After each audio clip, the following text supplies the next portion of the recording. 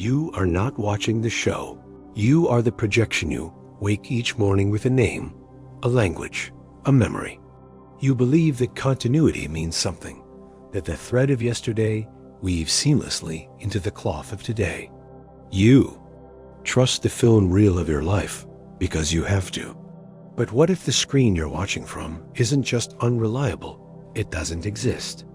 In 1999, neuroscientist Benjamin Libet shocked the world of psychology with one of the most quietly devastating findings in human history. Using EZ machines, he recorded brain activity several hundred milliseconds before a person reported deciding to move. In other words, your brain makes a decision before you believe you've made it. You think you chose to read this, but your neurons had already started. This single fact undoes not just free will, it unravels identity. If you are not the chooser, what are you? A narrator bolted onto a machine you don't understand? A news anchor reading the headlines after the war is already over? Yet you continue because consciousness feels like authorship. But remember, feelings can be simulated. Illusions can be warm. Take another step. Your eyes do not see. They translate. Your optic nerve takes in 2D images, and your brain builds a 3D world from inside the dark. There is no light in the skull, no actual objects, just the hallucinated simulation of space, color, texture. You are not in the world. The world is in you. Anil Seth, professor of cognitive and computational neuroscience, describes consciousness as a controlled hallucination. Your brain guesses what's out there, and as long as the guess is good enough, you call it reality. But if perception is prediction, then the line between psychosis and sanity is just the percentage of your guesses that match the group's guesses. The only reason you aren't considered insane is that your hallucination is popular, and still, you cling to your sense of I.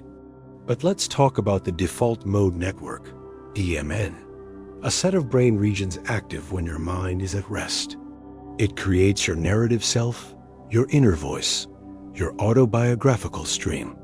But fMRI scans show that during moments of deep meditation, ego death, or psychedelics, this network deactivates. You dissolve. The I vanishes. The voice in your head can be turned off. So then who are you when it's silent? What remains when the narration stops? Are you even there at all? Now return to your memories. Not the comforting movie montage kind, the jagged ones, half-formed, whispering from the edges. Do you remember your 5th birthday? Or do you remember being told about it? Do you remember it? Or do you remember remembering it? Research shows that every time we recall a memory, we rewrite it. Not like opening a file, like opening a Word document and resaving it slightly altered each time. Past isn't behind you. It's something you involuntarily fabricate every time you turn around. But let's go deeper. Have you ever seen your own eyes? Not in a mirror, not in a photo, your own eyes. You can't. The one thing through which you see the world, you can never truly see. The observer can never observe itself directly, like a flashlight trying to light itself. And when you do look in the mirror, you trust it. But in 1978, a phenomenon called the strange face illusion was documented by Giovanni Caputo. When you stare into your own eyes for 10 uninterrupted minutes in dim lighting, your face begins to distort, melting, shifting, morphing into something unrecognizable. Some see monsters. Some see corpses. Some weep uncontrollably. Why? Because even your reflection is a simulation sustained by cognitive shortcuts. And when your brain's filters weaken, you don't see truth, you see the raw, unprocessed chaos underneath. Have you ever wondered what you really look like? But perhaps you think you're at least experiencing now, the present moment, the sacred now. Let me tell you this, even now is a lie. Neuroscientist David Eagleman found that the brain operates on a delay integrating input over 80 milliseconds before presenting it to you as the present. Everything you sense has already happened. You live in a constantly updated hallucination of the past. Your now is a trailing reconstruction, a late broadcast with no live feed. Still awake? Then let's talk about the frame rate of your perception. The world seems continuous, but it isn't. Your brain samples reality in discrete moments, like a camera taking snapshots. Vision scientists suggest you see at approximately 13 frames per second. Anything faster becomes a blur. But at around 60 hertz, images become hyperreal, too smooth. Like video games or movies that feel ... unnatural. Which version of reality feels more real? The choppy flicker of life or the smooth simulation? And then there's the binding problem. How does your brain take visual, auditory, tactile data processed in separate parts of the brain and combine them into one unified experience? Science doesn't know. There is no known mechanism to explain why your thoughts feel unified instead of fractured. You are a radio trying to tune itself in. A jigsaw puzzle that doesn't realize it was never cut from a single picture. Even language betrays you. Split brain studies, where the corpus callosum connecting the two hemispheres is severed, show us something haunting. One side of the brain can perform actions the other side can't explain. When asked why the left hand performed an action, the speaking hemisphere makes up a reason on the spot. Your brain would rather lie to itself than admit it doesn't know. And what does that say about your stories? Your beliefs? Your explanations for why things happen? You are not the narrator of your life. You are the PR team for the real protagonist. And the protagonist doesn't speak your language. At this point, you may feel disoriented. Like the floor. Beneath you has softened, the air around you thickened.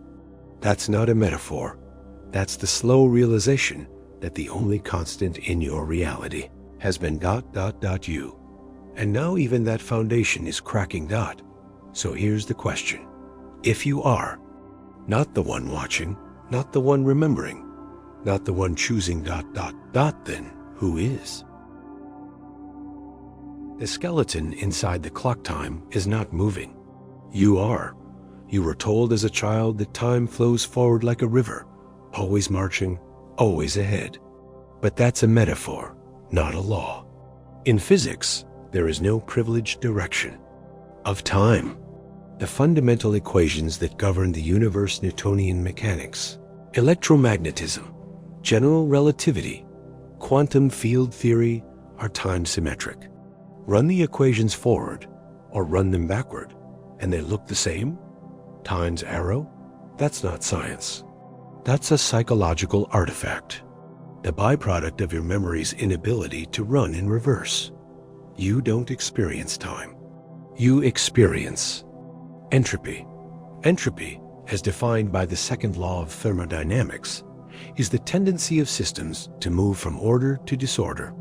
Ice melts, buildings collapse, stars burn out, your body decays.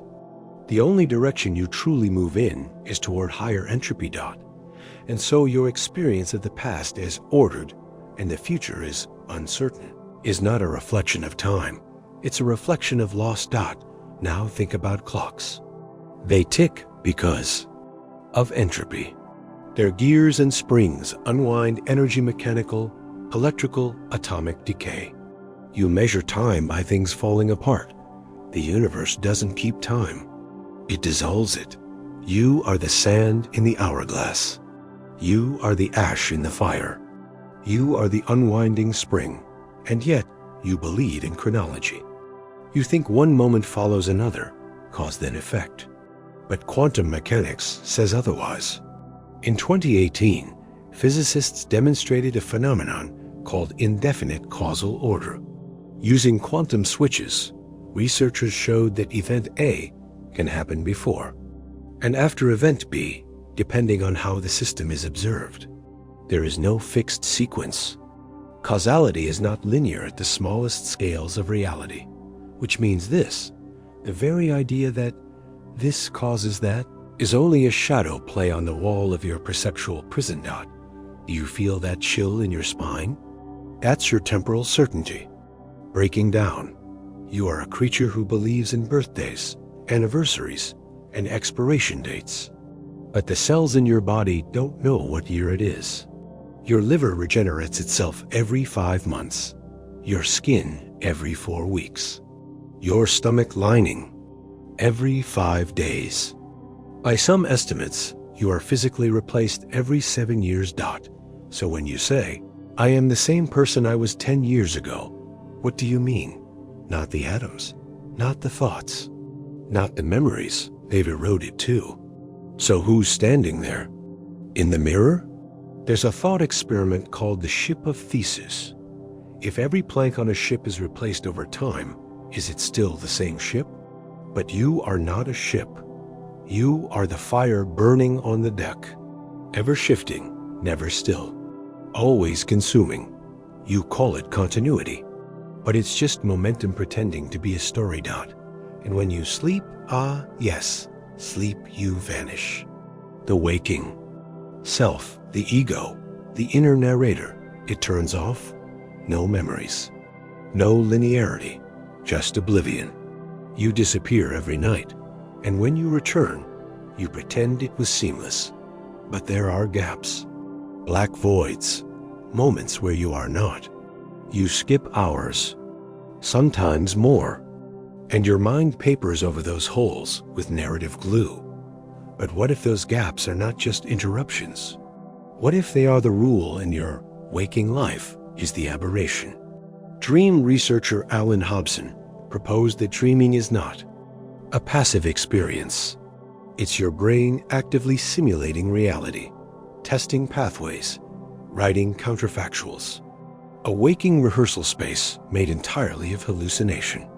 And during REM sleep, the prefrontal cortex, the part responsible for logic and self-awareness, goes dark, meaning your dreams are not just stories. They are selves without control. So here's the question. If your brain can simulate entire worlds without your permission, how do you know you're not in one now? Now tilt your head toward the stars. Imagine a satellite orbiting Earth. From its perspective, time flows differently than it does for you. This is not a thought experiment, it's GPS. Your phone corrects for relativistic time dilation every second. Without those corrections, Google Maps would send you to the wrong continent. Time does not pass the same for all observers. It bends. It stretches. It folds around gravity and speed. So again, what is time? A universal law? Or a localized illusion tailored to your velocity and gravitational well? We measure time using light atomic clocks, cesium oscillations, the vibrations of electrons. But light does not experience time. A photon, traveling at the speed of light, exists in a state where distance and time are zero. From the photon's point of view, it leaves the sun and hits your eye instantaneously. No waiting, no journey, no before or after. In the universe of light, there is no time at all. What does that say about the universe of matter? You sit there, staring at numbers on a screen. Minutes, hours, days. But time is not ticking. It's stacked. The block universe. Theory, supported by relativity, proposes that past, present, and future all exist simultaneously. Time doesn't pass. You just move through slices of a four-dimensional structure. You aren't watching time go by. You are a worm crawling across a frozen tapestry, mistaking each new square for progress. And what if that tapestry loops? Kurt Gellius, the same man who shattered mathematics with his incompleteness theorem, solved Einstein's field equations, and proposed a rotating universe that permits closed time-like curves. In such a universe, time travel is not just possible, it's inevitable. You wouldn't travel back. You'd simply realize you never left. But if time is a loop, then your decisions are not decisions. They're repetitions. And you are not a person. You are a pattern replaying itself in the illusion of novelty. And if time loops forever, then you will read this section again. You already have.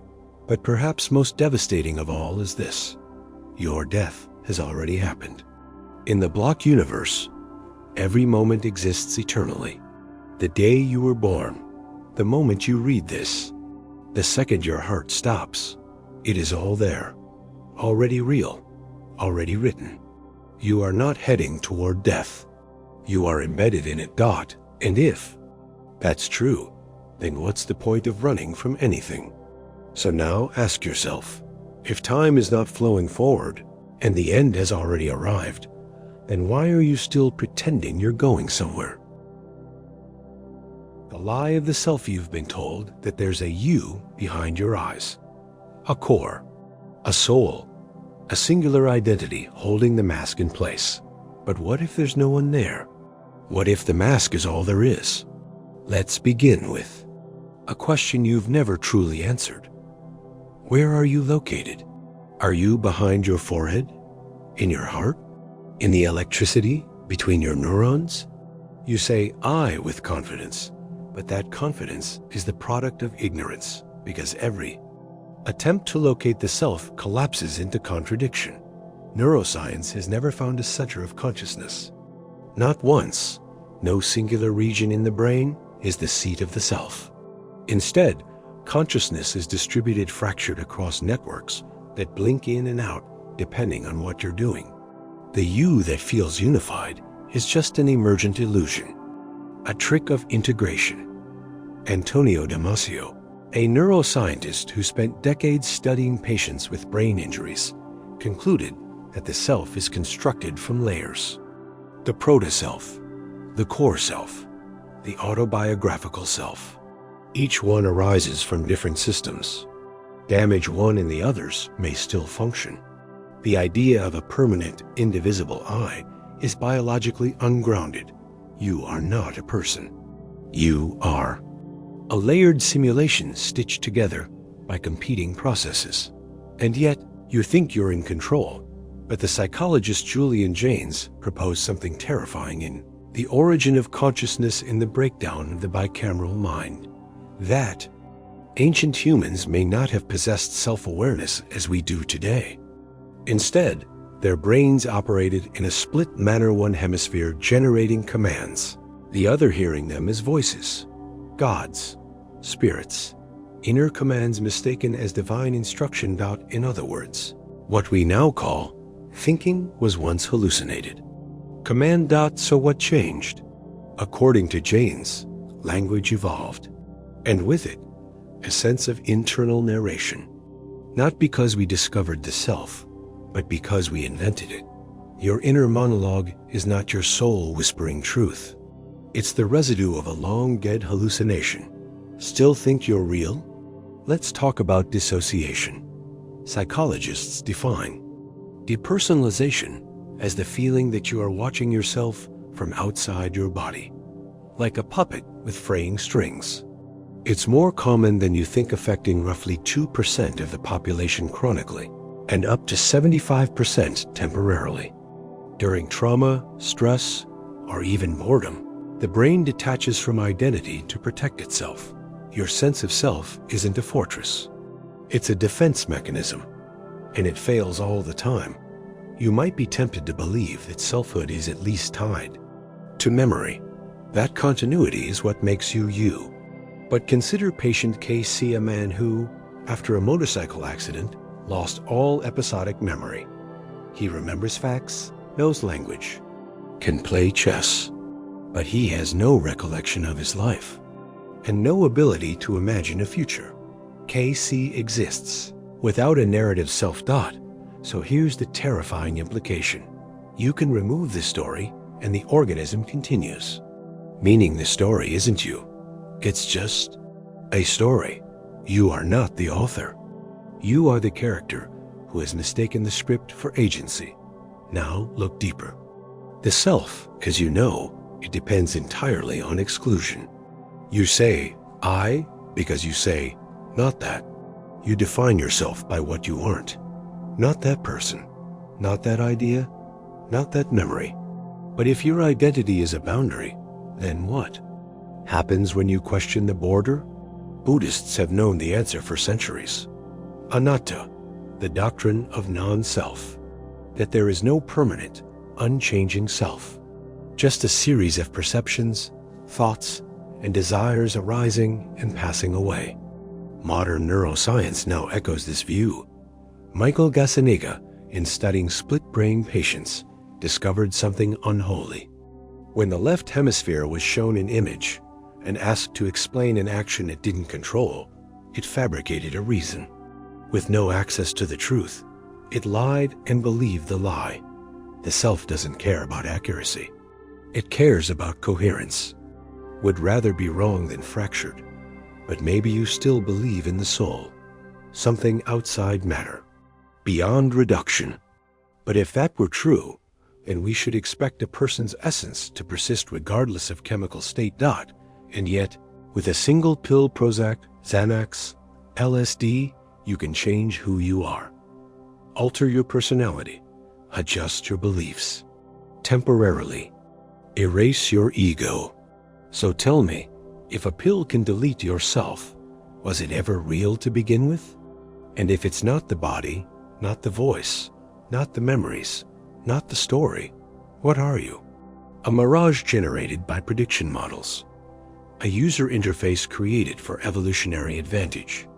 A lie repeated so often that it became indistinguishable from truth. You weren't born with a self. It was installed like software. And now you spend your days protecting it, branding it, curating it, sharing it.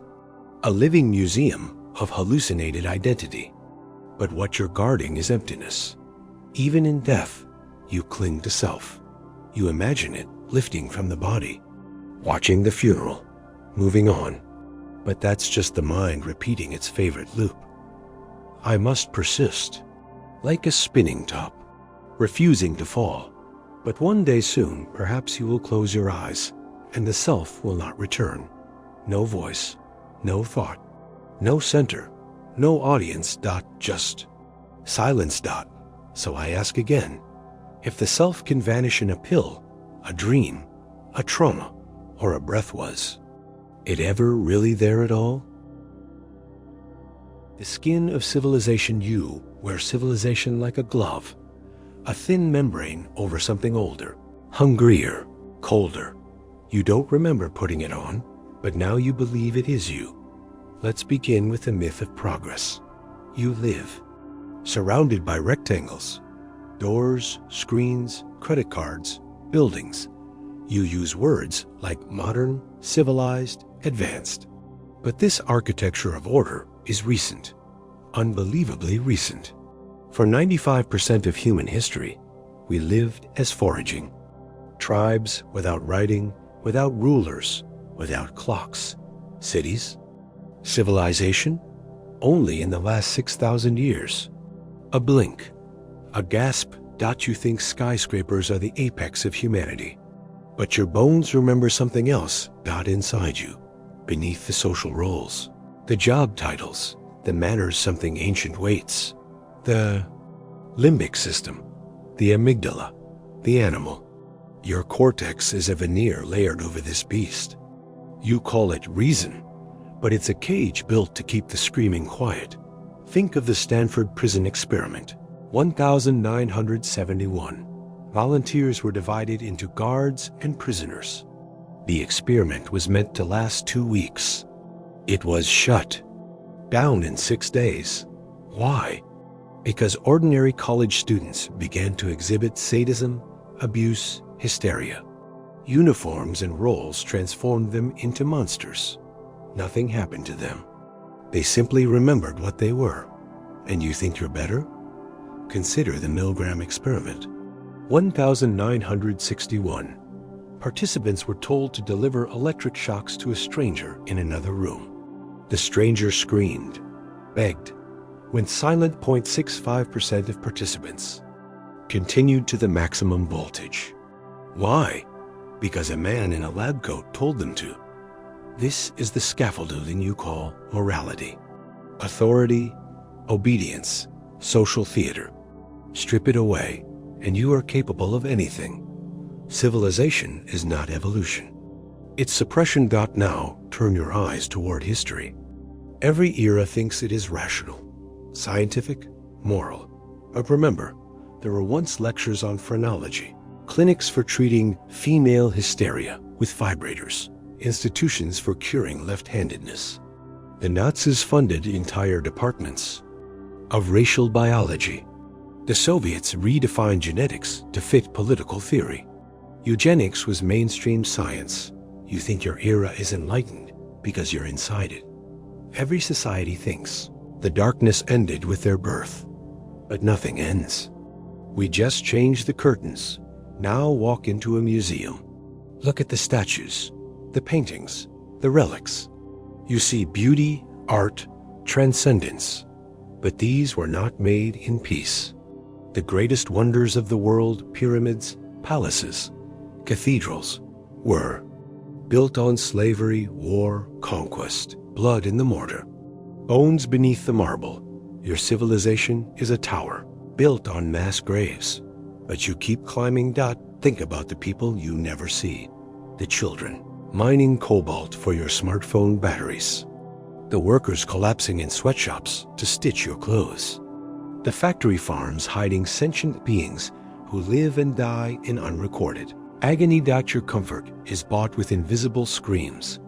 You look away because the system rewards blindness. But what is the system?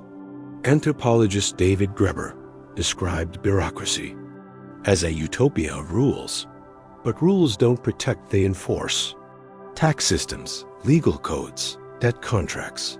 These are rituals of control. And like all rituals, they serve gods only. Now the gods have been replaced by corporations, algorithms, and data models. You no longer pray. You update. And in that data, you become consumable. Every click, every scroll, every hesitation is recorded. Surveillance capitalism does not watch to protect, it watches to predict, to turn your impulses into product funnels. Your mind is no longer prodded. You are the commodity. There's no need for chains when the prison fits in your pocket. Still, you tell yourself that this is freedom. That's the most brutal trick of all, the illusion of choice. You think you chose your clothes, your phone, your beliefs. But your decisions are algorithmically sculpted, socially reinforced, neurologically constrained. The culture decides what you are allowed to imagine. Even rebellion is prepackaged now. And what happens when the system breaks? The thin skin of civility tears quickly. Looting, riots, genocide. History is not a staircase, it is a wheel. And when it turns, it crushes everything. Rwanda, 1994. The Holocaust. Stalin's purges. Cambodia under Pol Pot. Ordinary people did these things. Shopkeepers, teachers, clerks. No demons. Just humans whose gloves came off. Do you think you'd be different? You're not. You never were. You just haven't been asked the question that would unlock you. The question isn't, are you civilized? It's, how many meals away from savagery are you? And when the power goes out, and the food runs out, and the walls start to whisper, what will you remember? What will return? So ask yourself, if civilization is only skin deep, what do you see when you peel it back? Memory is a story you tell yourself about a story you forgot. You think of memory as a vault, a perfect record, a sacred library of who you are. But the truth is far more humiliating. Your memories are lies you've told so many times. You started to believe them. Start with something simple. Your first kiss, your favorite birthday, the smell of your childhood home. You remember these things vividly, colors, faces, sounds. But vividness is not accuracy. In fact, the more vivid a memory feels, the less accurate it tends to be. Emotional. Charge boosts confidence, not truth. Neuroscientist Elizabeth Loftus has demonstrated over and over that human memory is astonishingly vulnerable to manipulation. In one experiment, She implanted false memories of being lost in a shopping mall as a child. People didn't just accept the suggestion, they elaborated on it. They filled in details, invented dialogue, built entire scenes around something that never happened. And they swore it was real. This isn't a glitch. This is how memory works. Every time you retrieve a memory, your brain reconstructs it. You're not recalling the original moment. You're recalling the last version you remembered. Memory is not a file system. It's a game of telephone with yourself. And the more important the memory is to your identity, the more likely it's been corrupted. There is no original you. There is only the current draft. Now look at collective memory. History books, national myths, family traditions. These are memory by committee edited, abridged, censored. You think you know your culture's past? Ask two countries about the same war. Ask two siblings about the same event. Ask your parents what you were like as a child. You are a footnote in someone else's hallucination, and they're just as unreliable as you. What if I told you that the act of remembering is more like dreaming than recording? The hippocampus, the brain's memory center, shares circuitry with imagination and spatial navigation. When you remember, you are simulating, projecting, inventing. Memory is not the past. It's a form of mental time travel, and yet you trust it. In 2013, a study showed that simply imagining a future event can make you misremember it as something that already happened. Think about that. You can literally imagine yourself into a new past. So when you say, I know what happened, you don't. You know what your brain needed to believe. Let's go deeper. Autobiographical memory. The story of your life is not continuous. It has gaps, holes, skipped chapters. Your childhood is a haze, your adolescence a blur. But your brain needs a narrative, so it fills in the blanks. With logic, with patterns, with emotional resonance. And eventually, the fill-in becomes the she foundation. You have rewritten your life so many times. There is no original draft left. Some people experience this more extremely. In cases of dissociative amnesia, entire chunks of a person's life vanish. Trauma, years, relationships. But the person remains. They keep speaking, working, loving, without the context they once believed essential. If memory is the self, how does the self survive when memory goes missing? Then there are those with highly superior autobiographical memory, HSAM. They can recall nearly every day of their lives with astonishing detail, but they don't have happier lives. In fact, many of them suffer from anxiety and obsessive tendencies. Their curse is remembering too much. They can't forget pain, embarrassment, regret. You envy memory, but forgetting is mercy. Still, you're attached to your memories. They make you you, or so you think. Let's test that. Imagine waking up tomorrow with all your memories wiped, but with your personality intact. You still love art, hate cruelty, crave sugar. You laugh at dark jokes. You flinch at loud sounds. You feel déjà vu when you see certain colors. Are you still you? Now flip it. Imagine your memories intact, but your personality changed. You remember your parents, your home, your past, but you no longer care. You don't love what you loved. You don't feel like yourself. Are you you now? So then, which part matters? If your memory can lie, your personality can shift, and your identity is a story you keep rewriting. Where, exactly, do you exist? Even trauma, one of the strongest memory anchors, is unreliable. PTSD patients often have fragmented, distorted, or contradictory memories of the very moments that defined their suffering. The sharper the pain, the more jagged the story. You think pain makes things clearer. It doesn't. It etches hallucinations in deeper. Let's talk about déjà vu, the eerie sense that you've been here before. It's a neurological misfire. Your brain accidentally routes present experience through memory circuits, giving you the illusion of familiarity. But there's no hidden memory, just a glitch in the matrix of your perception. You have felt truth when none existed. Your brain rewards familiarity. That's why repeated lies start to feel real. It's why propaganda works. It's why nostalgia corrupts. You're not attached to the truth. You're addicted to coherence. And your brain will bend the past to make the present make sense, even if it means lying to itself every single day. So when you sit down, close your eyes, and try to remember who you are. What are you actually doing? You're building a sandcastle with melting hands. You're telling a bedtime story to a mirror. You're conjuring a ghost to keep yourself from disappearing. So here's the question. If your memories can be implanted, erased, rewritten, and dreamed, then what do you really remember? Language is a spell you've forgotten. You're under you. Speak because you believe it connects you to others. But what if language doesn't connect? What if it confines? What if every word you've ever said was not an expression of truth, but a cage?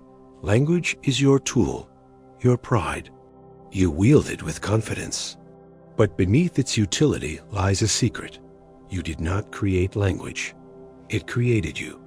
The way you think, the way you remember, the way you perceive. This isn't poetry. It's neurology. The Sapir-Whorf hypothesis, often misrepresented as language shapes thought, goes deeper than that. In its stronger form, it proposes that you can't even think a thought unless your language has the structures to allow it. In other words, the limits of your language are the limits of your mind. Think of the Pirahu people, an indigenous tribe.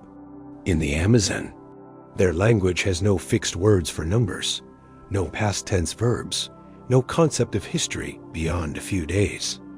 To them, the world is not a timeline, it's a moment. Researchers found that when tested, they could not consistently count to 3, not because they lacked intelligence, because their words would not let them. You think in words. But words aren't reality. They are compression algorithms, blunt instruments, labels you slap onto things too vast to name. You say tree and imagine a whole forest. But which tree? Which shade of green? What texture of bark? What memories? What associations? The word flattens it, erases its uniqueness, converts a living being into a category. Words reduce the infinite into the mentionable. Now consider how this limitation distorts your emotional life. You say sad, angry, afraid, but these are buckets, not experiences. The actual feeling inside your body, the clench in your gut, the sting in your eyes, the heat in your skin is unique each time. Language offers a recycled label. Your grief is not like mine, but we pretend it is. Language is a translation, not a revelation, and all translation is loss. Psychologist Lisa Feldman Barrett has shown that emotions are not universal. They're constructed. We learn how to feel by learning the words for feelings. Cultures with more words for sorrow feel sorrow in more nuanced ways. Cultures without a word for depression often do not experience depression in the same form. So, if your culture doesn't name a feeling, can you even have it? Language does not describe reality. It generates it. Now reflect on inner speech, that constant narrator in your mind. You think that voice is you, but it only exists because you learned to speak. Deaf people without access to sign language don't have an inner monologue. They think in motion, in space, in texture. Their cognition is just as rich, just differently formed, which means your thoughts are not thoughts. They're linguistic habits. You are the echo of your native tongue. George Orwell warned of this in 1984. Newspeak, the state's official language, was designed to remove dangerous thoughts by removing the words needed to think them. If there's no word for freedom, you cannot imagine being free. If there's no word for rebellion, you cannot rebel. And today, this is not fiction. Modern political language does this constantly. Collateral damage, enhanced interrogation, alternative facts. Euphemism is not decoration, it is distortion. A camouflage for atrocity. Words are weapons, and you carry them like jewelry. Let's look at something deeper, the illusion of objectivity. You say, that's just a fact. But every fact is framed by language. There's no such thing as raw observation. Even the phrase, I saw it with my own eyes, is filtered through cognition, culture, expectation. You never just see. You describe what you saw. And in that act of description, you alter the thing. Now ask, who taught you language? Who wrote the dictionary you use? Who decided what words were obscene, sacred, legitimate? Language is not neutral. It's a system of encoded power. Every word you use carries history. Hysterical comes from the Greek word for uterus. Civilized from civitas, city dweller, used to contrast against savages. Normal was a medical term used to pathologize deviation. So when you speak, you don't just communicate, you inherit. And that inheritance is not innocent. Even your silence is shaped by language. The things you don't say, the thoughts you repress, the urges you stifle, are dictated by what your language allows you to name. What your society says is permissible. There are entire dimensions of experience you've never touched, not because they don't exist, but because you don't have the words for them. Language has put you in a room with no windows. And told you, the room is the world. Let's push further. You dream in symbols, metaphors, impossible geometries. But when you wake, your brain must translate the dream into words. And something shatters. The dream fades, not because it was fragile, but because your language can't hold it. There are experiences you've had that will never be spoken. Not because you won't, because you can't. Now think of this text you're reading. These words, this voice in your head that sounds like yours, but isn't. I'm inside you right now, reshaping thought with patterns of symbols you did not invent. Manipulating your neural architecture. Language is not passive. It reprograms you. Linguist Noam Chomsky theorized the existence of a universal grammar, a deep structure underlying all languages. But maybe that deep structure is not in language. Maybe it's in consciousness. And language is the parasite riding on its back. So here's the final twist.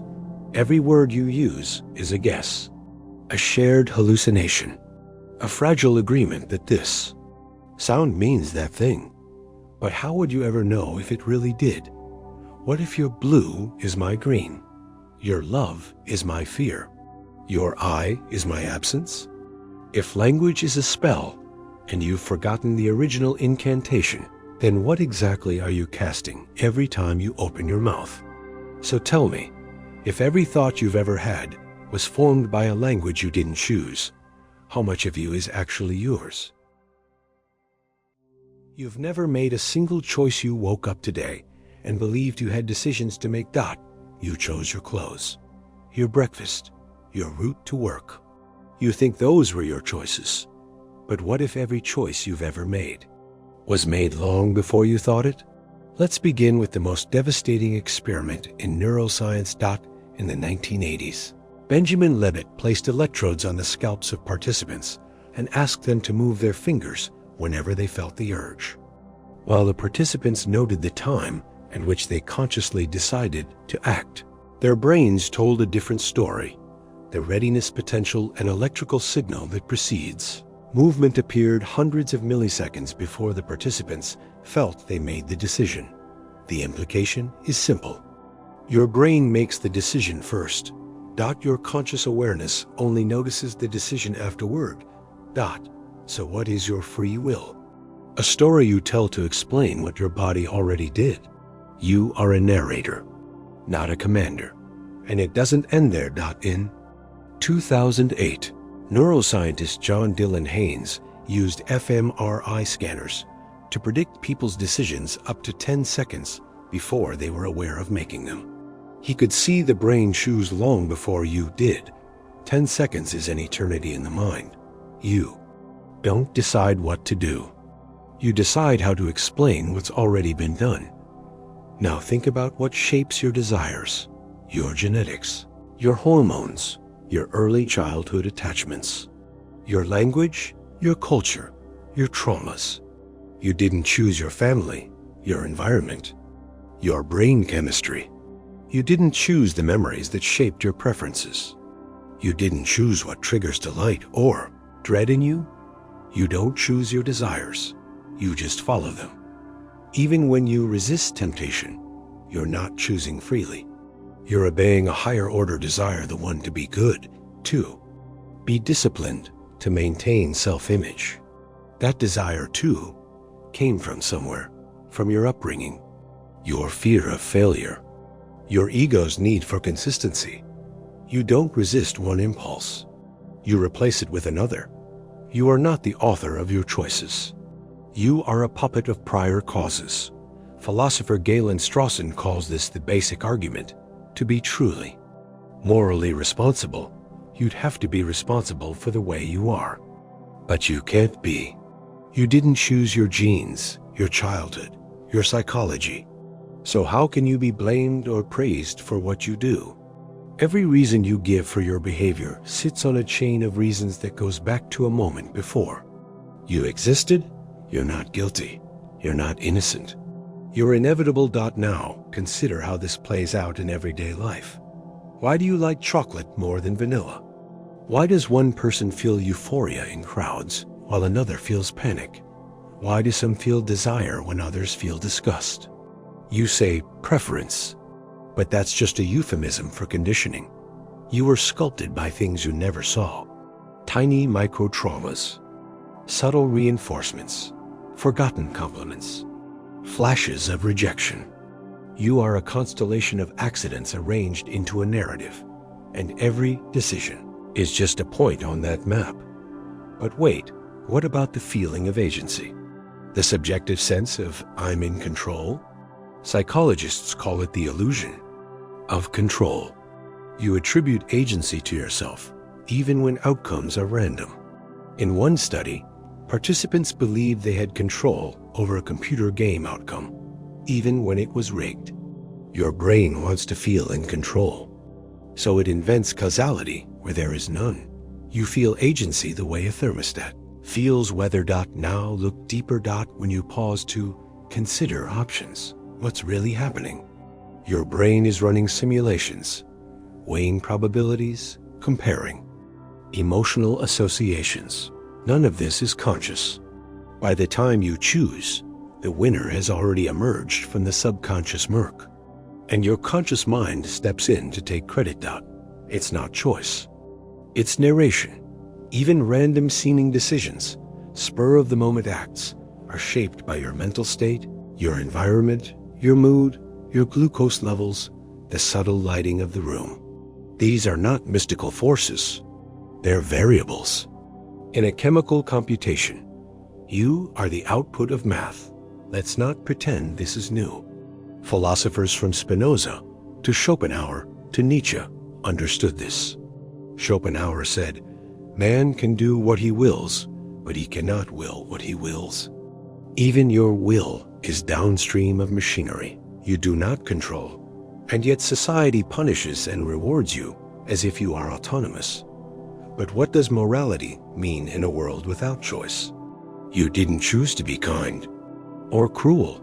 You didn't choose your level of empathy, your ability to delay gratification, your sensitivity to suffering. If your choices arise from a machine you didn't build, how can you be held responsible? And if no one else chose either, then what is justice? What is judgment? Free will is not just a myth. It's a necessary illusion, a convenient lie society tells to keep the game going. If you realized no one was driving, would you still follow the rules of the road? And here's the last twist. Even your doubt about free will was not your choice. You didn't decide to read this.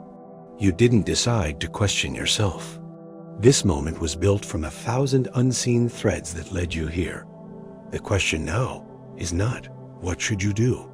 It's, if you've never made a real choice in your life, then what exactly do you think you're responsible for? The world you see is not the world that exists. Open your eyes. Look around, Dot. Do you see the world? The real world? Or do you see a hallucination so convincing you forgot it wasn't real?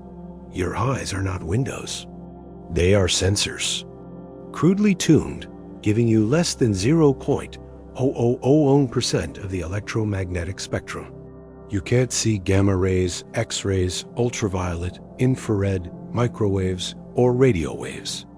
A rainbow is not the spectrum of light. It's the sliver your species evolved to detect. Dot. And yet you think you see reality. Dot. No. You see what you need to survive, not truth utility. The mantis shrimp sees 16 color channels. You see 3. Bees see ultraviolet. Snakes see infrared. Birds detect magnetic fields. Every species lives in its own umwelt, a private sensory world tuned by evolution. There is no privileged view of reality, only adaptive filters. Your perception is not perception. It is interpretation. Let's test that. Dot. Touch your hand. Feel the pressure, the texture. Now close your eyes. That feeling is not from your skin. It's from your brain. There are no colors, no sounds, no textures in the world, only frequencies. Your nervous system constructs color, sound, texture as simulated experiences based on neural firings. The world is silent, colorless, flavorless. Cold. Dot. What you experience is a rendering, a hallucination shaped by your brain's expectations, training, and limits. Dot. You are inside a simulation, not a digital one, a biological one. This is not speculation. Neuroscientist Anil Seth calls consciousness a controlled hallucination.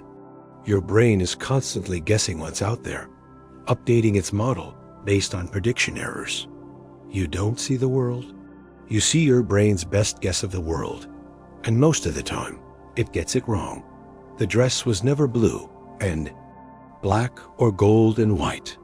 It was your brain correcting lighting in the absence of information. Yanni or Laurel, just your auditory system filling in gaps. Optical illusions? They don't trick you, they reveal you. They show you the scaffolding under the hallucination, and that hallucination is your entire life. Let's go deeper. Your visual cortex doesn't passively receive images. It generates them. Up to 90% of what you see comes from internal prediction. The light hitting your retina is ambiguous. Your brain guesses based on memory, based on context, based on language, based on cultural assumptions. You don't see with your eyes. You see with your stories. Now ask, how much of what you believe is true was constructed the same way? Your understanding of the world, politics, religion, identity, morality is shaped by the same predictive engine. Your thoughts are hallucinations. That gained consensus. Consensus does not equal truth. Here's the most terrifying part. This hallucination doesn't just show you the world. It hides the parts you're not supposed to see. Look at your nose. It's in your field of vision at all times, but you don't see it. Why? Because your brain edits it out. It deems it irrelevant. The same editing happens constantly. The blind spot in your retina is filled in. The blood vessels in your eyes are removed from consciousness. Your awareness is curated. You live in a world without your consent. And if your brain can delete your nose, what else is it deleting? Now think about dreams. In dreams, your brain generates entire realities, buildings, people, memories without any external input. It fabricates universes from scratch. So why assume your waking world is different? Your brain can't tell the difference between dream and reality. Why should you? When you hallucinate in dreams, we call it sleep. When you hallucinate in consensus, we call it sanity. Let's talk about time perception. When you're bored, seconds stretch. When you're afraid, they freeze. When you're in flow, hours vanish.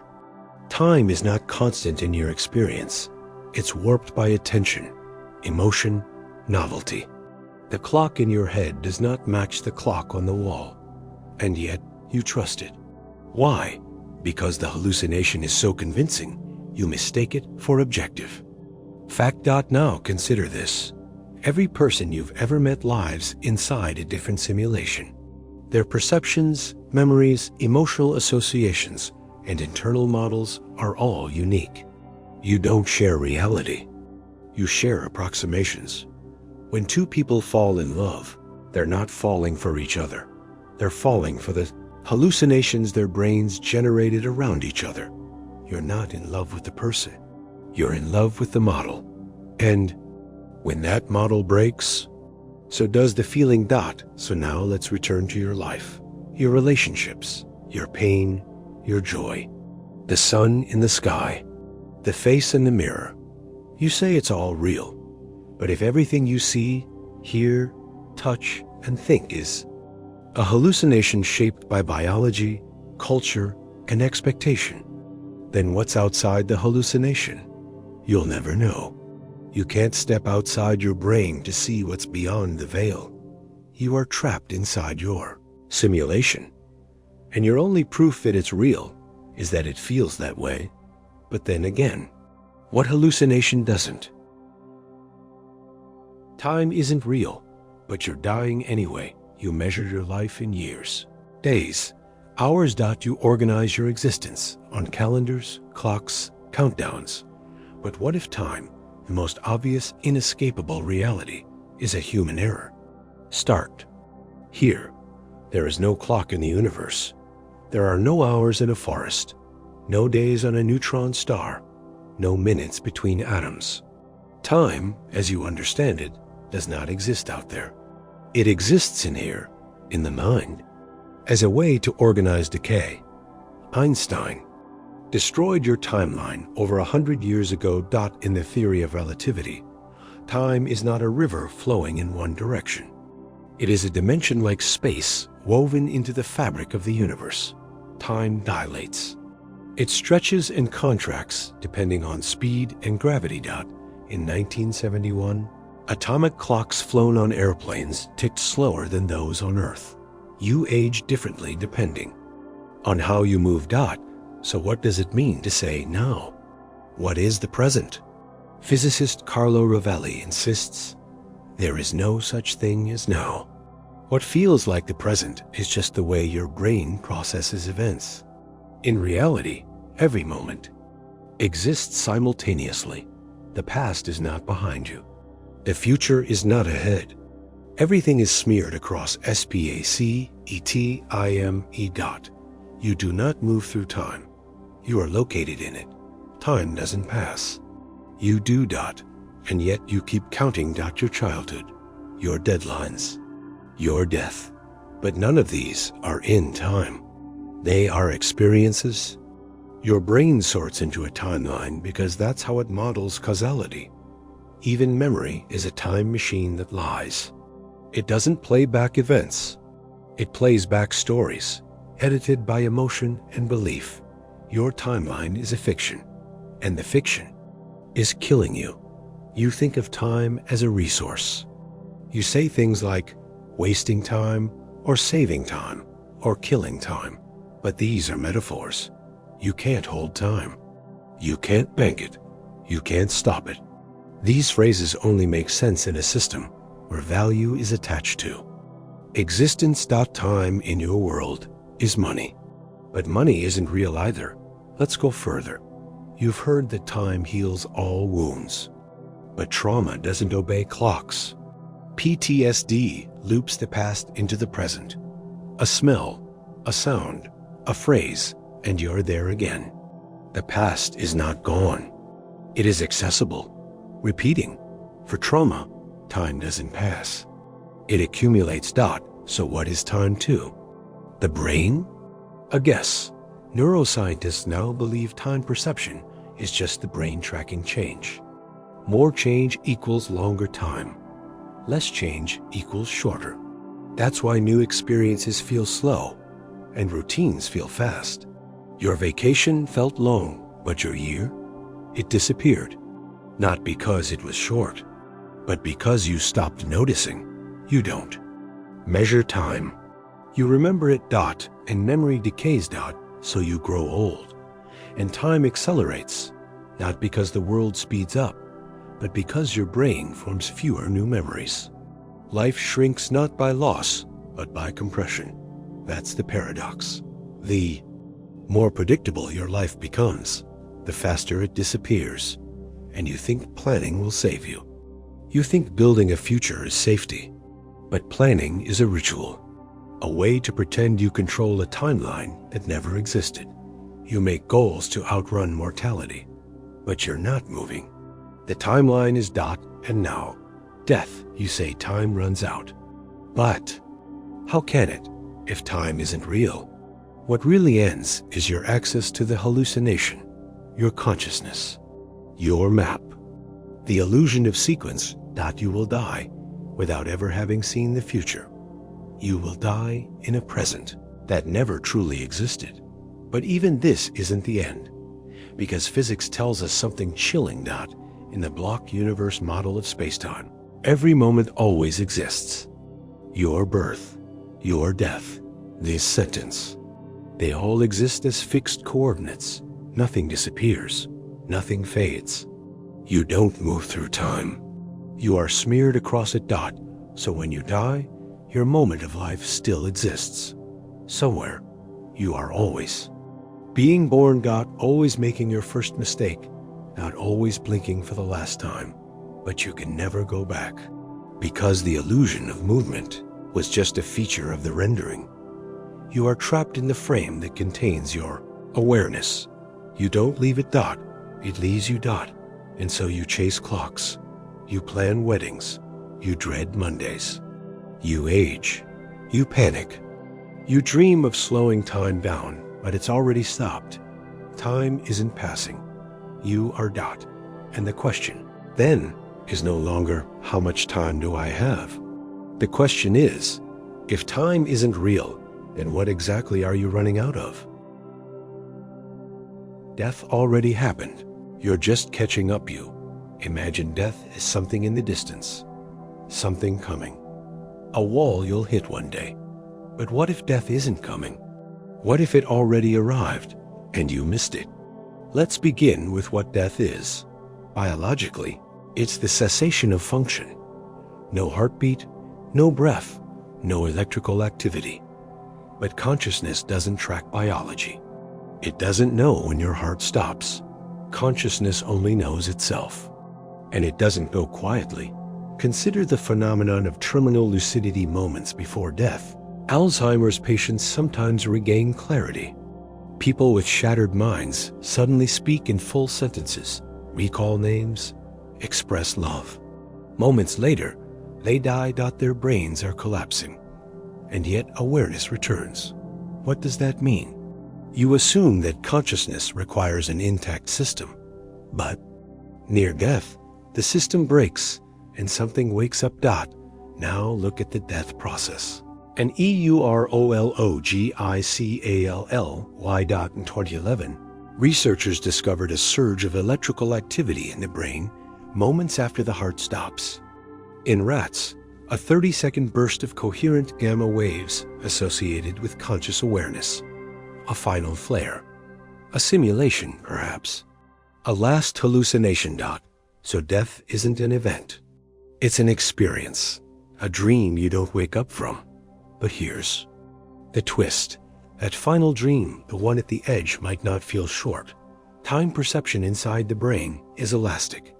As we saw before, it stretches with emotion, compresses with habit.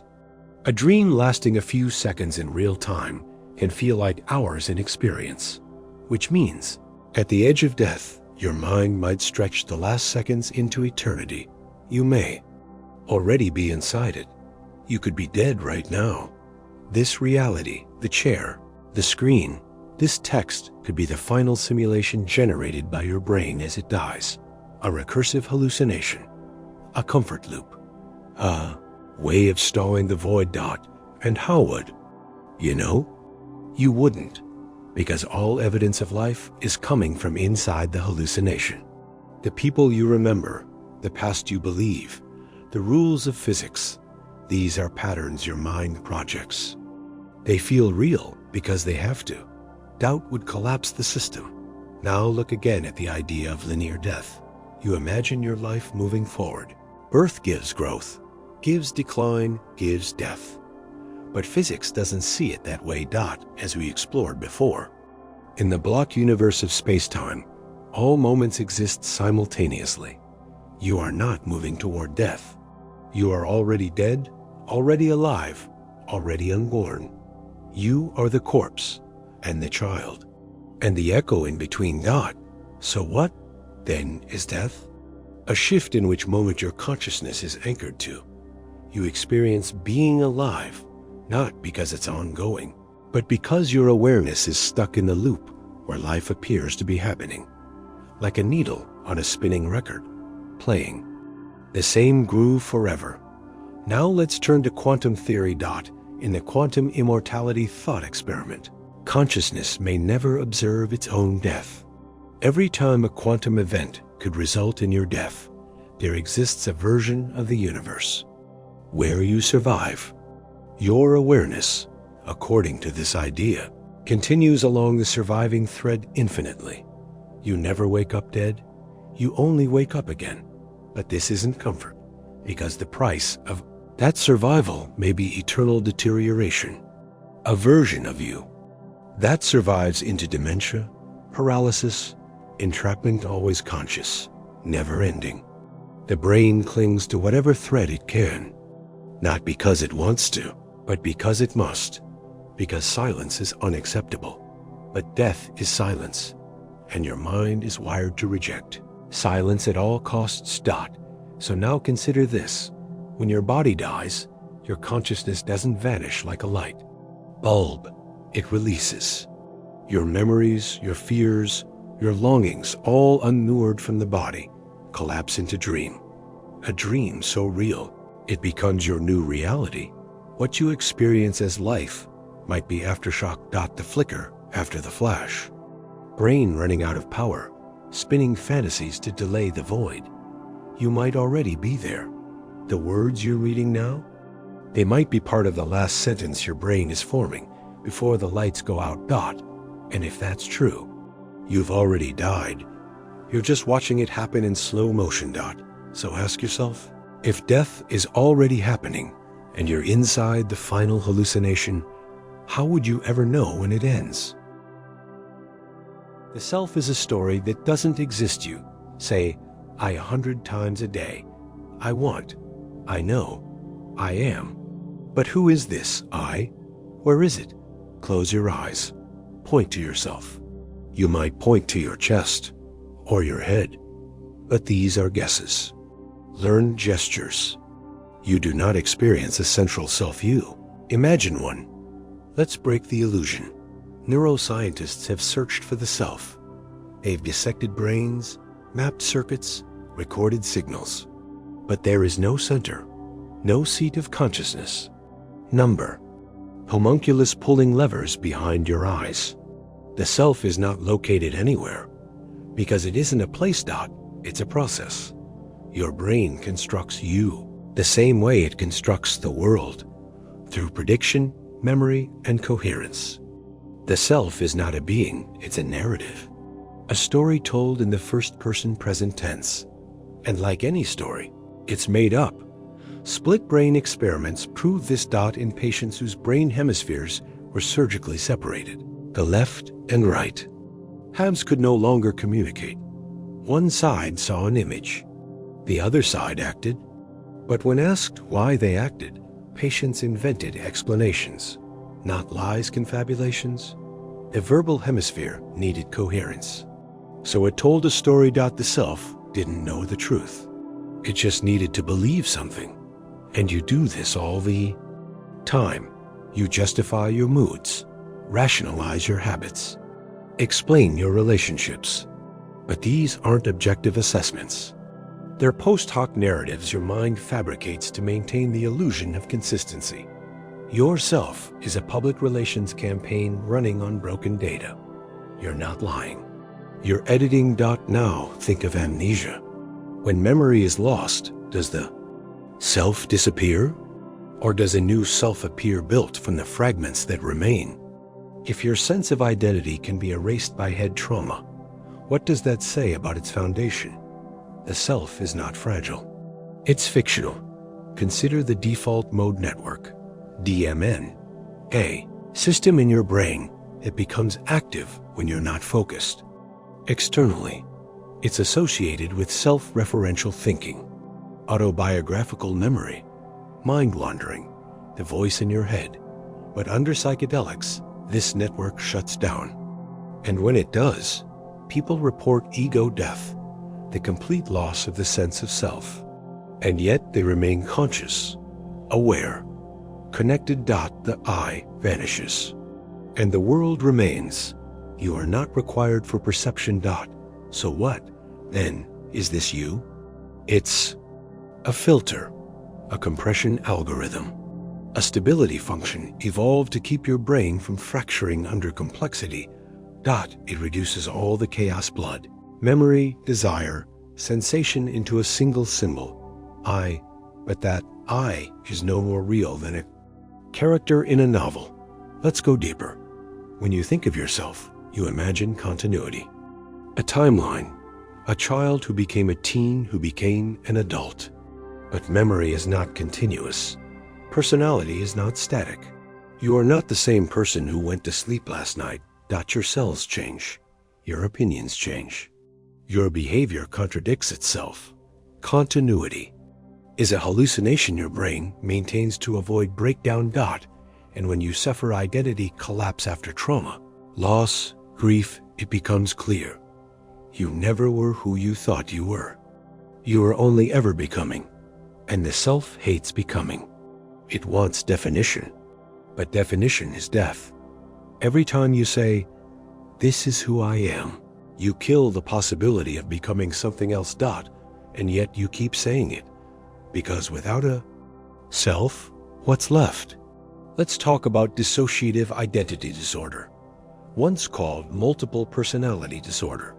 People with DID exhibit multiple distinct selves with their own memories, mannerisms, and identities. They switch. They forget. They reappear. This isn't fiction. Brain scans show different physiological states in each identity. So if one brain can house many selves, who's the real one? None of them, or all of them, because identity is contextual. You change your behavior around friends, parents, strangers, lovers. You modulate your speech, your humor, your posture. You don't have one self. You have a toolbox of selves, and whichever one you call true is just the one you prefer to remember. Now. Imagine waking up with someone else's memories, their body, their language. Would you still be you? If you can be altered by memory, mood, drugs, trauma, and context, then what is it? Where is it? You can't find it. Because it doesn't exist. Not the way you think it does. Exists the way a wave exists.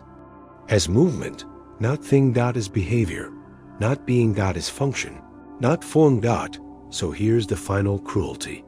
The self, the thing you protect, promote, indulge, punish, analyze, is not a possession. It's not even real. It's a recursive story written by a narrator who doesn't know it's fictional. And it keeps writing because it's afraid of the silence. But if you stop the story, if you let the voice go quiet, if you stare into the mirror and find no eye looking back, what remains? Just this. If the self is only ever a story, who's been reading it this whole time? You don't see people. You see symbols. You believe you know people. Their intentions, their personalities, their goodness or their cruelty, but you never see them. Not really. What you see is a filtered projection constructed not by them, but by you. Let's begin with first impressions. In under 1/10 of a second, your brain decides whether someone is trustworthy. That's before a word is spoken, before a thought is exchanged. Based solely on facial features and micro-expressions, an algorithm runs beneath consciousness, whispering, safe or danger. And once the label is applied, it shapes everything that follows. This is called the halo effect. If you perceive someone as kind or attractive, you also perceive them as intelligent, ethical, competent. The reverse is true. A single trait paints the whole canvas. And you call this judgment. But it's not judgment. It's projection. You don't see the person. You see the meaning they hold for you. And meaning is a mirror.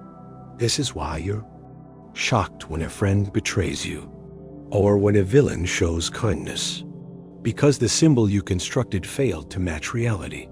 But the symbol always fails, because people are not stable objects. They are processes unfolding, contradictory, recursive, are trying to render a river with a single snapshot. Let's look deeper. Your brain is a prediction machine. It doesn't experience people fresh each time. It pulls data from memory, emotion, stereotype, and story. This makes interaction efficient, but warped. When you see your mother, you don't see her. You see a compressed version of her built. From thousands of previous interactions, she could be a different person. Now, you wouldn't know. Even your memories of people are suspect. Memory researcher Daniel Schachter described the sins of memory, one of them being suggestibility. You remember people based on how others talk about them. Gossip reshapes recollection. Emotion overwrites evidence. You rewrite the story of others to match your feelings. This is not empathy. It's narrative hygiene. Let's talk about the fundamental. Attribution error. When you mess up, you blame context. I was tired. I was stressed. I didn't mean to. But when others mess up, you blame their character. He's selfish. She's stupid. They're evil. You give yourself nuance. You give others labels. You forgive your complexity. You punish theirs. Now apply this to history. 2. Politics to morality. Entire populations are turned into symbols. Terrorists, heroes, savages, martyrs. You flatten millions of individuals into digestible, binary archetypes because it's easier. You don't need to understand what you've labeled. You only need to believe in the label. And this process runs in reverse too. You don't show yourself to others.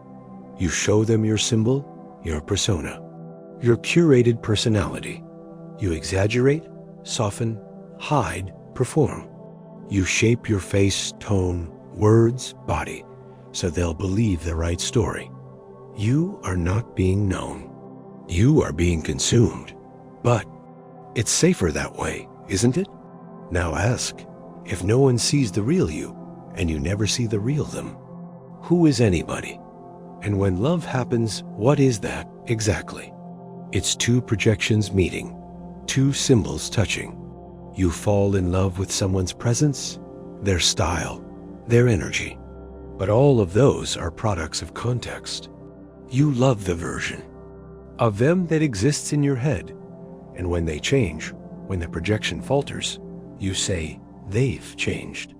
No, they were always changing. Your symbol broke.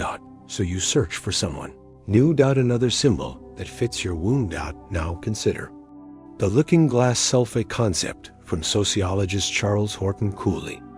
He said you form your identity by imagining how others see you. You see yourself through their imagined eyes. You are not even your own anymore. You are the ghost of how you believe others perceive you. And you reflect that ghost back at them. So they can form their ghosts. Hall of mirrors. No faces. only reflections of reflections. Let's return to the question of people. You've never seen someone without interpreting them. You can't. Every glance is theory-laden. Every voice is shaped by expectation. You interpret tone, posture, gaze, context, and if interpretation is all you have, then the person themselves is always lost in translation. There is no them. There is only your version of them. And when they speak, do you even listen? Or do you wait for your turn to continue the story you're constructing? You are not in conversation. You are in narrative control. And so is everyone else. So what happens to intimacy in a world of projections? What happens to trust when no one has ever actually seen anyone? What happens to morality? If every person is just your hallucination of them, what do you owe to a symbol? And what if you've never really met anyone, not even once? So now tell me, if every person you've ever loved was just your hallucination of them, have you ever actually loved anyone at all? Your memories are lies, but you built your life on them. You trust your memories. You remember your first kiss, your worst heartbreak, the face of someone long dead. You think these memories are stored facts, a mental archive, but they aren't. They're reconstructions, and they're wrong, not just distorted, not just incomplete. Wrong. Begin with this. Every time you remember something, you are not replaying it. You are rebuilding it. Neurons fire. Pathways light up. But in the process of reactivation, you overwrite. Like opening a Word document and resaving it slightly changed. Every memory is a version of a version of a version. This is called reconsoliidation. Not metaphor, it's molecular biology. The act of remembering changes the memory. So the truth you believe about your childhood, your relationships, your pain, it's been altered by every retrieval, by your mood, your beliefs, your fears. Your present self rewrites your past self every time you recall it. Now think about how fragile it is. In the 1970s, psychologist Elizabeth Loftus ran studies showing how easily false memories could be implanted. In one, participants were told a fabricated story about being lost in a mall as a child. A third of them remembered it vividly. Some added details. Some felt the panic. They believed it fully, emotionally, because the brain does not store truth. It stores meaning. It stores feelings. And feelings are shaped by story. Let's go further. In 2003, researchers scanned the brains of people remembering real events and people imagining fictional ones. The brain's activity looked almost identical. Memory and imagination use the same circuitry. You can't distinguish fact from fiction in your own mind. Now apply that to your identity. Who you are is built from what you believe you've lived. Your shame, your pride, your trauma, your joy. But if the foundations are false, what is the self? It's a castle built on shifting fog, and the fog moves every time you look at it. You think memory keeps time. DOESN single quotes T. You remember your graduation more vividly than last Tuesday. Not because it was closer to you, but because it's emotionally charged. Your brain keeps events not by sequence, but by significance. You live in a timeline shaped by feeling, not chronology. You are not the product of your past. You are the product of how your present self chooses to feel about your past. And you think your memories are yours. But most of them were given to you through photos, through stories retold by parents, through media. Your earliest memory might be a lie repeated so many times you started believing it. You were haunted by events that never happened, comforted by fantasies that never were. Memory is a collage, a Frankenstein, a whisper echoing off the inside walls of your skull. And even when it's based on real events, it omits more than it keeps. Your brain encodes only snapshots, moments, flashbulbs. You remember what stood out, not what was. Majority of your life, the minutes, the hours, the days never existed for you. Not really. You were there, but only in body. Now think about trauma. You think trauma is about what happened. It's not. It's about how memory was encoded. Some people forget trauma completely. Some people relive it nightly. The same event, different brain, different prison. So when you say, "This is who I am because of what happened to me," are you sure? Because you didn't choose which memories. Stuck, you didn't choose how they formed. You didn't choose how they were edited and replayed and distorted. And yet they define you. So what kind of self is that? Let's go deeper still. There are people who remember everything. They're called sham individuals, highly superior autobiographical memory. They can recall what they ate for lunch on June 4th, 1993. They remember days with disturbing clarity. Might think this is a gift. It isn't. They report being trapped, overwhelmed, haunted, unable to let go. They remember slights, failures, humiliations. They can't heal because the edit function is broken. So forgetfulness is not a flaw. It's a mercy, but you call it weakness. You mourn your lost past, yet you were never supposed to remember most of it because you don't need the past. You only need the illusion of continuity, the simulation of selfhood, and memory gives you just enough scaffolding to pretend you were always you. But what if that scaffolding crumbles? What happens when you forget who you loved, what you fought for, what you feared? Are you still the same person? Or were you ever a person at all? Because if identity is just the echo of memory, and memory is a lie, then who exactly is remembering you? You will never know what anything means. You walk through the world assuming meaning. This object is useful. That gesture is rude. This word is love. That moment was important. But have you ever asked yourself what meaning is? Not the meaning of something, but the meaning itself. Let's start with the symbol. You see a stop sign. You stop, but what did you see? A red octagon, letters, or something else? A command embedded in shape? You didn't interpret it consciously. You recognized it. The meaning was automatic, preloaded. That's the first truth. Meaning is not discovered. It's assigned. And the second truth, you don't assign it. Culture does. You didn't choose what red means, or what a smile signals, or why certain words hurt. These meanings were poured into you through repetition, language, observation, and threat. You internalized the map. And forgot it was a map. Meaning is learned hallucination. Now enter semiotics, the study of signs and symbols. Ferdinand de Saussure divided meaning into two parts: the signifier, the word, the symbol, and the signified, the concept it refers to. But there's no natural connection between them. There's no reason the word tree refers to a tree.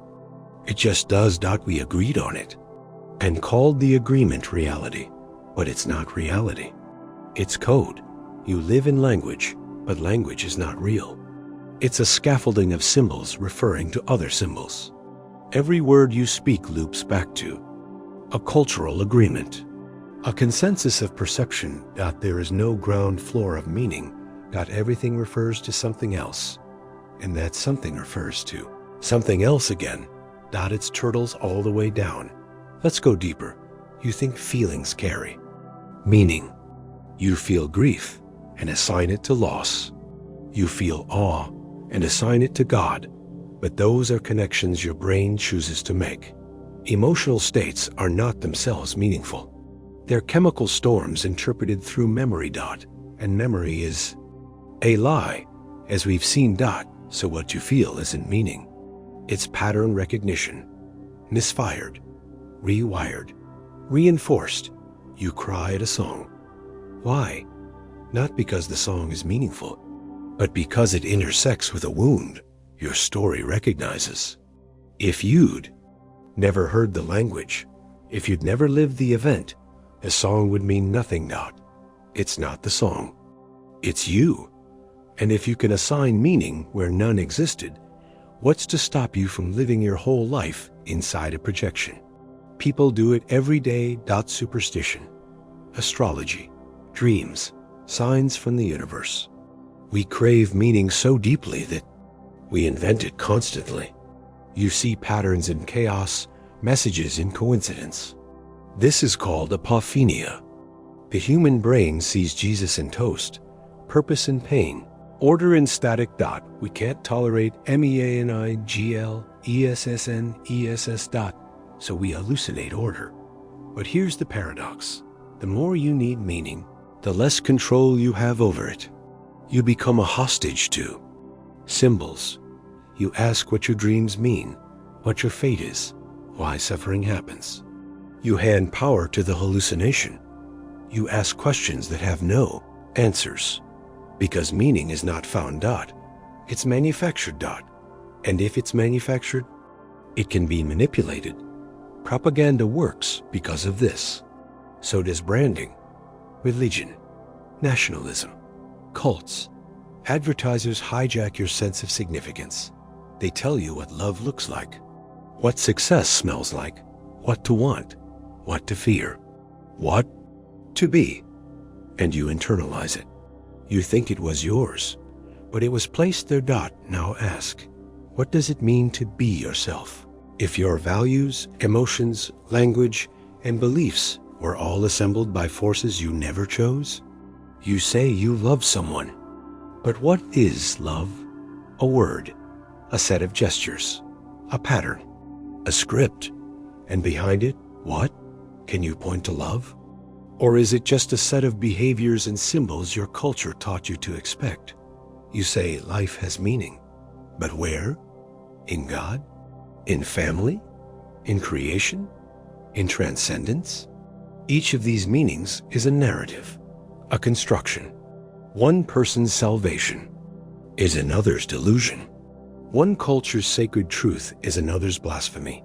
Meaning isn't universal. It's territorial. So what happens when the symbols break? When the person you love dies? When the job you built your life on dissolves? When the religion that grounded you collapses? You feel lost. Not because reality changed, but because the meaning you assigned has vanished. You are mourning a symbol. And symbols don't mourn you back. Now look again at yourself. What do you mean? Your name, your face, your memories, your pain. These are symbols you cling to, but they don't refer to anything solid. They're placeholders for a self that doesn't exist because, as you've already seen, the self is a narrative, and the narrative is made of language. And language refers to more language. You are a recursive symbol machine, lost in your own echo. So stop, not look around. Touch something. Ask, what does this mean? You'll answer. You'll find a word. An association. A memory. But that's not the meaning.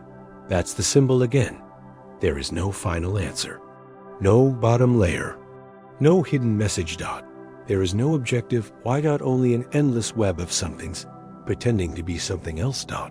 So, now ask, if everything you've ever understood was just symbols pointing to other symbols, then what exactly have you been living for?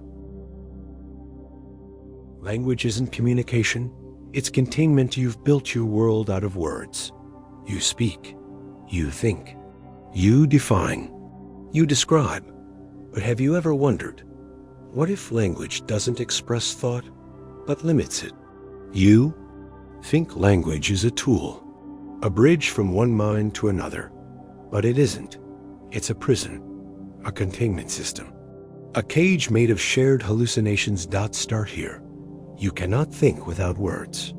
Try to imagine a concept beyond your language, something you've never seen, never heard, never felt, never been taught to name. You can't. Language is the boundary of your imagination. And what you call thought is mostly just internalized speech. This isn't metaphor. It's neurology. When you silently rehearse what to say, your brain lights up the same regions as if you were speaking aloud. Inner monologue is subvocalized language or consciousness reduced to whispers of grammar. You think in English, or Urdu, or Chinese, not in truth. And what about those who speak no language? Helen Keller wrote that before learning words, she lived in a no world, a swirling cloud of sensation, disconnected and meaningless. When she grasped her first sign, Wabliyar, reality snapped into shape. Language created her world. So now, ask, did you build language to describe reality? Or did language build your reality? Enter linguistic relativity, the Sapir-Whorf hypothesis. It claims your language shapes how you perceive time, space, causality, even emotion. Example, the Pirahu. People of the Amazon have no fixed words for numbers. No 1, 2, 3. Just few or many. They don't count. They can't count. Their language has no frame for it. So the concept doesn't exist in their world. Another example. Hopi speakers don't treat time as discrete units. They don't say, it will rain tomorrow. They say, it might rain after now. The concept of linear future isn't coded into their grammar. So they live differently. Your grammar shapes your physics. Your syntax shapes your metaphysics. You say, I fell in love. But Spanish says, I entered love. Japanese might say, love came over me. Each sentence encodes a different agency, a different responsibility, a different model of what love is. So which is true? None of them. Or all of them, because truth doesn't survive translation. And if language can't hold truth, what can? Let's go deeper. Language is built from abstraction. Words strip reality down into categories. You don't say, this specific, slightly curved, reddish object with brown dimples and a stem. You say apple. But the word apple kills its uniqueness. It flattens it into a class. Language sacrifices precision for communication. It sacrifices reality for efficiency. That's what every label does. When you call someone friend, or enemy, or lover, or family, you're not describing them. You're placing them in a box, a linguistic cell. From that point on, everything they do is filtered through the word. And what happens when they change? They don't. Your definition does. You edit reality to match the language. Now look at emotion. You say, I'm sad. But sadness isn't one thing. It's nausea, tight chest, dead weight, flashing memory. The word sadness bundles all of that into a shape your brain can name. But in naming it, you distance yourself from it. That language dissociates you. You are always one layer away from what's real. Now turn to silence. In every culture, silence is terrifying, awkward, shameful, because silence strips away the container. Without words, you're naked. There's no agreed upon meaning. No shared illusion. That's why people talk endlessly. Not to communicate, to avoid what's underneath. Because if language falls away, what's left? Sensation, confusion, ambiguity, terror. And you, not the story, not the self, not the identity, just you.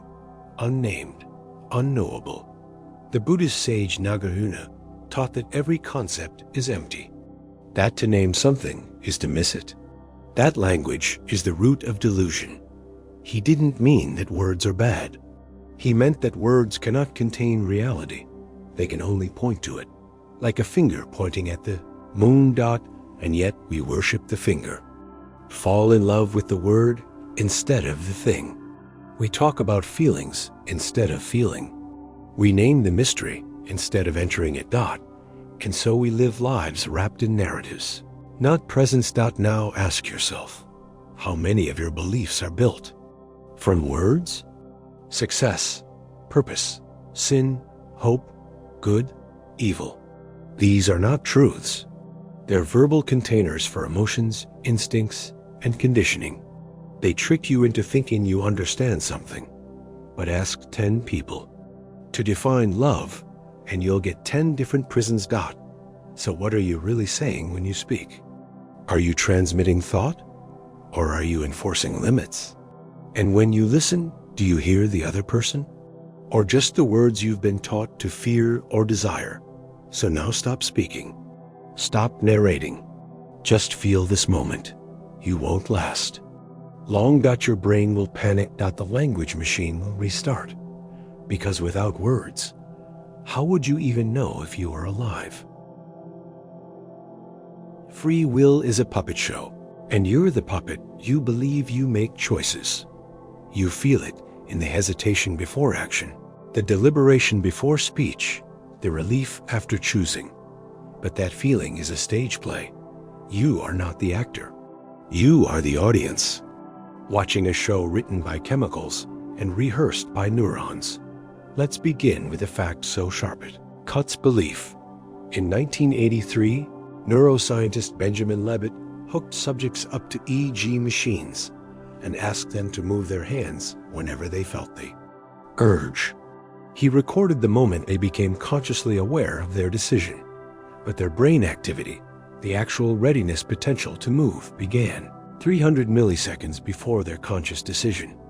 Let that sit. Your brain acts before you do. Don't choose, then act. You act, then notice. The decision is post hoc and afterthought, dressed in the illusion of agency. And this has been replicated again and again. In 2008, John Dylan Haynes used fMRI to predict a person's decision 7 seconds before they became aware of it. 7 full seconds where your brain had already chosen, but you hadn't decided yet. So what is free will then? It's a reconstruction. A story you tell yourself after the act to maintain the illusion of control. Because the alternative is unbearable. You are a puppet with no strings. Because you are the strings. Let's look at the machine more closely. Your brain is 86 billion neurons firing in patterns based on stimuli, memory, genetics, and environment. Every decision emerges from this storm, this network of cause and effect cascading beyond conscious access. Do you choose what to want? Do you choose your preferences, your fears, your desires? You say you like chocolate. Why? Was that your decision? Or a result of childhood reinforcement, inherited dopamine receptor sensitivity, and 1,000 taste experiences? What if every choice you make is just the most likely output of your biology in a given situation? You reach for a drink, but your thirst came first. You text an ex, but the loneliness came first. You scream at a child, but the frustration came first. You are reacting, always, and justifying after. Even your most sacred moments, falling in love, choosing a path, sacrificing. For a cause or outcomes of variables you don't control. Genetics, upbringing, trauma, hormones, neural chemistry, cultural scripts, memory, advertising. You are a complex algorithm responding to input, and you think, no, I can resist those influences. But where does the resistance come from? What made you strong? What made you hesitate? What shaped the chooser inside you? If you follow the chain of causality backward far enough, you never find a free agent. You find a starting condition you didn't choose. And here lies the paradox. You feel free precisely because you're unaware of what's controlling you. Just like a dream. Inside a dream, everything feels spontaneous. But it's all coming from you. Or rather, from the parts of you you don't control. That's what consciousness is. A stage built by the unconscious. The spotlight only ever illuminates what's already been rehearsed. Let's go darker. In courtrooms, we demand accountability. We punish the guilty. We say they could have chosen differently. But neuroscience whispers, no, they couldn't. Their brain, the only instrument they have, was shaped long before they acted. Damaged prefrontal cortex, childhood abuse, social deprivation, genes, each variable narrowing the path to one inevitable. Act. So what is guilt, if not a misunderstanding of biology? What is justice, if not revenge on puppets? Now consider this. If you truly have no free will, then everything you've judged, every cruelty, every failure, every sin was just an outcome. Not a moral failing, not a decision, but an event in a system. And what about success? If you take pride in your achievements, why? Did you choose your intelligence, your ambition, your luck? No, you were born into those conditions. You inherited the machine, and the machine ran. That means your identity is built on illusion. You say, I did that, but there is no I. There is only that. Even introspection is a joke. Your self-awareness is just the brain monitoring itself and pretending. It's separate from the process, that it's like a mirror congratulating itself for being reflective. So why does the illusion exist? Evolution. Believing in agency makes you act. Act more, survive, compete. A creature that believes it has control tries harder than one that doesn't. So, evolution installed a puppet show, so convincing that even the puppet believes. It's free, but you're not free. You never were. And here's the most violent realization of all. Even this awareness, this horror, this reading of these words was not your choice. Your eyes landed here because of fatigue, curiosity, trauma, timing, 1,000 silent threads pulling you through space toward this moment. And now you know. So ask yourself, if you have no control over your thoughts, your desires, your choices, or your life, then who or what has been living it all this time? Time doesn't pass. Do you believe in time? You feel it. The ticking clock, the aging face, the slipping hours. You think time moves forward, an arrow from past to future, carrying you like a raft. But what if time doesn't move? What if you do, and time stays perfectly still? Let's begin with the most disorienting concept in physics, the block universe. Einstein's theory of relativity destroyed the idea of a universal now. There is no master clock. Time is relative dependent on motion and gravity. Two observers moving differently will experience different orders of events, which means the past, present, and future are not flowing. They exist simultaneously. All of time, every second of your life, from birth to death, exists in a four-dimensional structure. A frozen block, like a film reel, already shot, already complete. You are not moving through time. You are a cross-section of this block. Your consciousness is a light scanning the reel, one frame at a time, giving you the illusion of motion. You are not aging. You are being read. And the page-turner isn't you. Now think of memory. You remember the past, but not the future. So you assume the past is real and the future isn't. But in the block universe, that's an illusion. The future is just as real. You're simply not there yet, or more accurately, you're already there. Just not in this moment. Now consider. Entropy. Physicists define the arrow of time as the direction in which entropy increases, from order to disorder, from structure to chaos. Why do you remember yesterday, but not tomorrow? Because entropy increases toward the future. Your memory and ordered system can only record lower entropy states. The brain only encodes the past because it came from a lower level of disorder. Time doesn't move. Entropy does. And your awareness is chained to it. Now look deeper. When you sleep, hours pass, but your experience stops. Time continues only when you are conscious. So what exactly is flowing? Your subjective experience, not the world The clock on the wall ticks. But that's a metaphor. Time doesn't tick. Your perception renders it that way, like a video game refreshing frames. To simulate motion, reality isn't moving. Your mind is, and it gets worse. When you're bored, time drags. When you're afraid, time stretches. When you're ecstatic, time disappears. This isn't metaphor. This is neuroscience. Time is not constant. It is state-dependent. Which means it isn't something out there.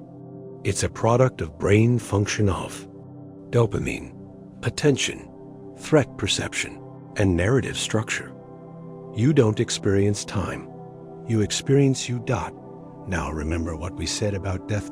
As you die, your brain might stretch seconds into eternities. A final loop, a frozen awareness. That moment, the last flicker, could contain what you think is a life. What if this is that loop? What if you're already dead, and these words, this thought, this identity, is just a stretched second of neural residue? Because what would be the difference? If all time already exists, then you are stuck in your slice. There is no progression, no exit, no next. Only the illusion of forward. Now examine causality. You think causes precede effects. But quantum entanglement shows that particles can be correlated across space and time. Change one, and the other responds without a signal passing between them. Causality, at the quantum level, is not sacred. And in some interpretations, cause and effect can even reverse. The future can influence the past. RET, ROCAU, SALIT, why? If that's true, then time isn't linear. It's network. And you aren't a traveler. You're a node, fixed, wired, frozen. Now, return to your life. What if every decision you made was already encoded? Every choice, every mistake, every moment of joy already there, waiting to be read? Then your entire experience is just a rendering of a fixed sequence. You aren't making decisions. You're experiencing decisions you've already made, but you feel free. You feel motion. You feel time. Of course you do. Because without that illusion, the system breaks. Your brain can't process a static reality. So it builds time as a coping strategy, a way of surviving a universe where everything has already happened. So look around. Nothing is moving. Not really. You are the flicker. You are the illusion of all forward. You are the echo of a future already past. And when the flicker stops, when the scan ends, there will be no collapse, no conclusion, no darkness. Just no more frames. So ask yourself, if time never moved, and you were only ever a light passing over static film, then what were you really, except a moment pretending to be? A life? The world outside you doesn't exist. You open your eyes. You see colors, motion, shape. You hear sounds, voices, the wind. You believe there's a world out there. Solid, independent, real. But what if it's all happening inside your skull? Let's start with the retina. You think you see the world. You don't. You see light. Photons strike the back of your eyes and trigger chemical reactions. Your brain takes those signals, raw, meaningless flashes, and assembles them into vision. But the image you see is not out there. It's in here. That the world you perceive is simulated. Take color. Color doesn't exist in the world. Not objectively. Light has wavelengths, not hues. Red isn't real. It's a translation. Your brain converts electromagnetic radiation into a fabricated experience of redness. And it does this in your visual cortex, not in the sky, not in the apple. Every color you've ever loved was an internal hallucination. Even your blind spots are edited out. There's a hole in your retina where the optic nerve exits, but your brain fills in the blank with guessed information fabricated pattern. You see continuity where there is none. You never see the real world, only your edited version of it. Now, Consider hearing sound as vibration, air pressure waves.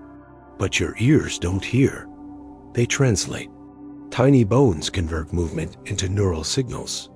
The brain assigns pitch, direction, texture. A tree falls in the forest. It does not make a sound. It makes a disturbance. The sound is your brain's rendering. You don't hear the world. You hear your interpretation of it. Let's talk touch. You think the world feels solid, but matter is mostly empty space. When you press your hand against a wall, the atoms don't touch. They repel electromagnetic forces clashing. Your nerves interpret the resistance as solidity. Solidity is a feeling, not a fact. Even pain is a guess. Phantom limb syndrome proves this. Amputees feel pain in limbs that no longer exist. Their brain still renders sensation from an absent map dot. So what is a body if it can be felt without being there? Your body. 2. Is a construction dot now. Go further dot. Where does all this happen? Not outside. In your skull. In pitch darkness. The brain is sealed away from the world. It never sees light. Never hears sound. It only receives electric pulses from sensory nerves. And from that, it builds a world model, a 3D hallucination, a virtual reality generated from the inside. You live in that simulation. You call it reality. And when something contradicts it, when you see an optical illusion, when you hear a voice that isn't there, what's the brain's response? It edits the model, not the input. It values coherence over accuracy. You think dreams are strange, but dreams prove this. The brain can simulate full environments, characters, plots, emotions without any external input. You've lived entire lives while asleep, and while dreaming, you believe then. What if waking life is the same thing, just a dream sustained by predictable sensory patterns? Because the input doesn't matter. The interpretation does. This is called controlled hallucination, a term coined by neuroscientist Anil Seth. He argues that your brain is constantly predicting what the world should be, then updating that guess based on errors. Perception is guesswork, refined hallucination. You see what your brain expects to see. That's why culture changes perception. Language shapes vision. Experience rewires sensation. You never see what's there. You see what you've been trained to expect. So now ask, if everything you see, hear, feel, and know happens inside, then what's outside? Is there even an outside? You assume the world exists independently, but you have no evidence. You've never experienced anything except the contents of your own mind. Even other people are internal constructs. You see faces, hear voices, read gestures, but all of it is interpreted inside. You don't perceive others. You perceive your version of them. There could be no world at all, just a simulation, a prison of sensation. Descartes said, "I think, therefore I am." But he was wrong. You don't know that you think. You only know that experience is happening. To what? To whom? You can't say. All you can say is this: there is a screen, and something is playing on it, and you are watching. But the screen has no borders, and the player has no name. So now stop. Close your eyes. The room vanishes. The people vanish. The world goes dark, but you remain. So now ask, if everything you've ever experienced happened inside you, then what exactly have you been calling the world?